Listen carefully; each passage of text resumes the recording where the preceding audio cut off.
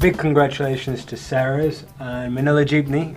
They're confirmed as promoted to Division 1. So they'll be in Division 1 football next season. Both will be good additions. I mean, no one's going to look at Ceres as relegation candidates. Manila Jeepney probably not either. So, Yabs, tell us. Oh, sorry, Ceres then. Too many Cereses. We're talking about a lot of Ceres today. So, Yabs, tell us about Ceres and how their season went. Well, they had a fantastic season. I think from the cup, they had a nice finish from the cup. Quarterfinals finish, and then moving on to the league. And winning the nationals too. Winning the nationals too, and the President's Cup. The President's Cup in October. Oh, I'm sorry. Last month. I'm sorry. Let's think of another. They almost qualified from there. Yeah, they almost Maybe through to the next they qualified for President's Cup, but unfortunately they didn't advance. But still a good season for Ceres. I mean, going in Division 1, winning Division 2 with like 54 points, and then the next team point is 46. It's pretty. It's a big gap. So big I think points. Yeah, big points. So I think potentially 11. It's a big gap. Yeah, so it's a big and good season for Ceres. Yeah. It's a good year for Ceres too. Yeah. Tell us a bit more about Manila Jeepney, Yuko. Manila Jeepney had been neck and neck with Air Force for the last promotion spot, and with Air Force losing last Sunday against Manila All Japan, that really sums it up. They have built a very good composition of team. They got a number of first division players in Sean Ilef, Jake Moralio, goalkeeper in Ref Quaresma, and also Miko Mabanag. Like, it's a good sign for Manila Jeepney that they went up. Also raises the profile considering that they're affiliated with the city of Manila. So, good luck to Manila Jeepney, and I think they will have a very good season in the first division next year. Yeah, absolutely. Maybe you can tell us a bit, Ronan, about them, what everyone else should expect. I mean, we're talking about Ceres, who have clearly a lot of money going for them. They've brought in Kali Demerger and Patrick Reichelt, among others. The twins. The twins. They have lots of ASCA's players. They signed them up recently, so that's a very big boost for their bid for promotion. Diba?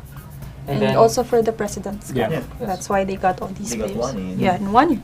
So. And then Manila Jeepney, they're just 1 year old. Diba? Barely even 1 year old, entering Division 2 and then immediately. They're a baby. They're a baby club. Yes. Yeah. But looking at this, it's going to be an interesting first division battle next season. Maybe we have the big three with Global, Kai, and Meralco, and I think it'll become a big four even with Ceres joining the squad in the fray, or maybe a big five depending on how Manila Jeepney performs in the first division. Might be a baptism of fire for them, but they'll have a good run. Yeah, I think so too. Yeah.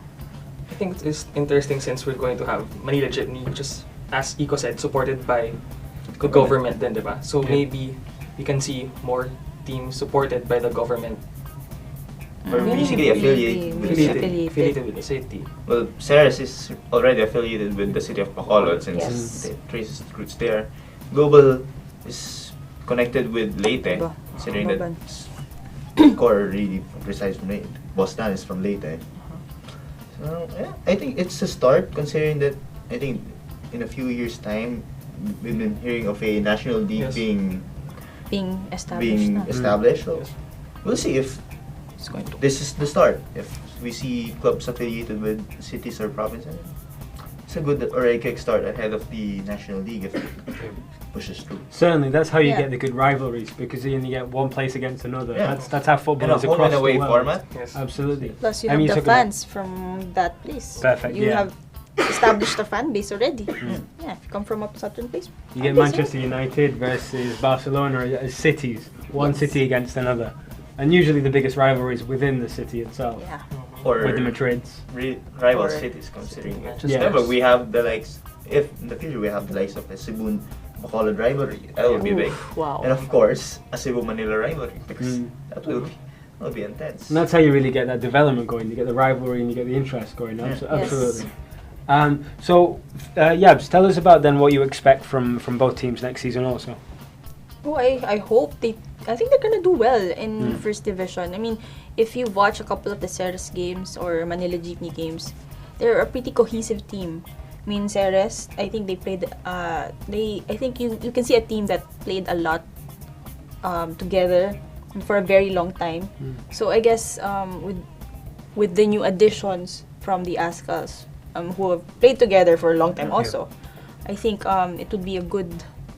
It's a good mix of players for and them. they beat Global in the Smart National Championships. But so twice. I'll Twice. to that. Global was beaten twice by Ceres in the national championship, but Laos beat Ceres in the second division.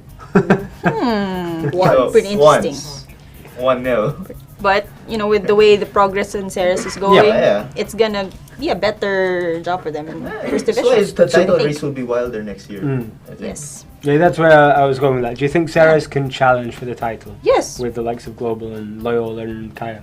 Yes, I think because they've, as history would have shown us, they beat Global twice. So I think they can do it. And if they could beat Global, maybe the next three they could do that too. Excellent. Well, congratulations to Ceres and Manila Jeepney for making the first division. It'll be interesting to see what happens with that. It's great to see the development happening. I think transfer rumors will be exciting. Yeah. There's already a few in the pipe works. What? I already heard one. I'll tell you about it later. I don't think we're allowed to say yet anything about the transfers. But look out for our future episodes. We'll be talking about the transfers, who's buying, who's selling, and what happens there. Follow us at FTW Sports.